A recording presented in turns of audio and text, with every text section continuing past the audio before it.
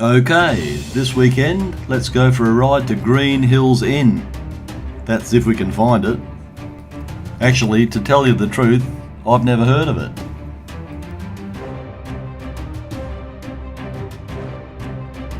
Luckily for us, my good friend and local Enduro legend Scott Stains has volunteered to show us the way. I must also point out that the last 2 days have had very heavy rain and the tracks are very slick. Not that that's a problem for any of these guys. The theory is that if you go fast enough, you're never in a spot that's slippery for long enough to cause you a problem. This fantastic fireball was imported from Canada apparently, where they obviously have the technology to laser cut a round ball.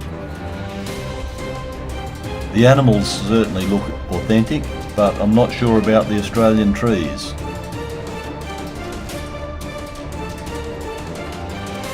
On Sunday morning at 8 AM we hit the trail, taking a very roundabout and scenic route to our first stop at Jarrahdale. And as it turned out, it was my job to lead for the first part of the route. Thank you very much for your patience, Scott, Solly, Bill, Brett, Jeff and John. So how's it going? Bloody magnificent, eh? Fantastic, mate. A quick stop to retension the chain and we're on our way.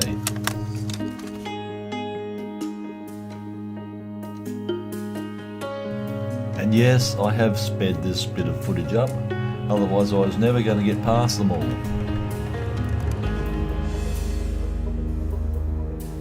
The lead rider and the tail end Charlie are communicating using the centre devices, and they really add to the safety and enjoyment on the ride. Keep an eye out for trains, don't forget.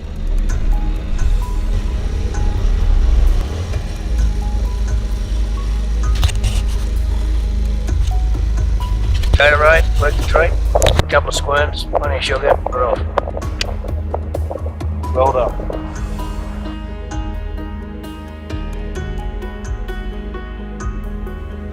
Luckily some of the two-strokes had long-range tanks and we were able to fill up the bikes that had standard tanks.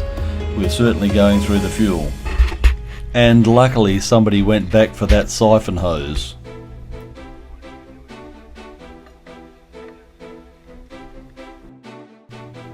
As we looked out across Mount Dale, we could see the bad weather that was coming our way. And apparently the first man into the puddle comes out drier than the second.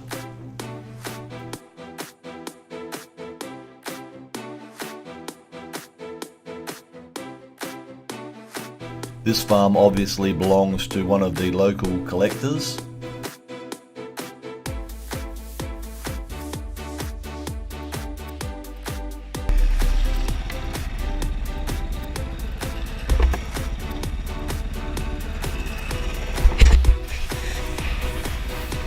We stopped at the Vietnamese bakery in York for a quick lunch.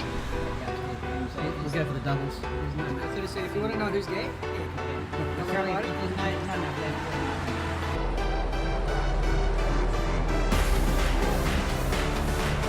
Although it's been a long time since any trains have used these rails, it certainly makes for an interesting ride on the off-road bikes.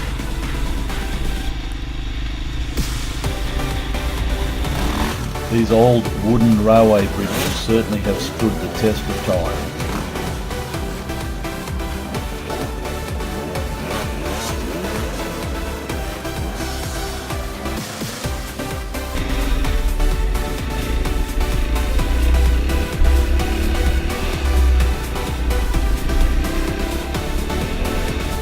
Yes, the tracks can be slippery, wet and treacherous, but there's absolutely no dust, and that's the big bonus this time of year.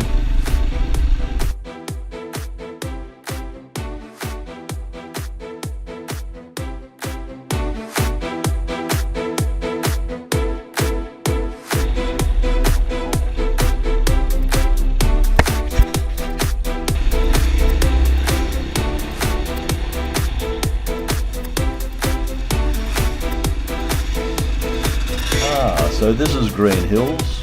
Well, at least now I know where it is.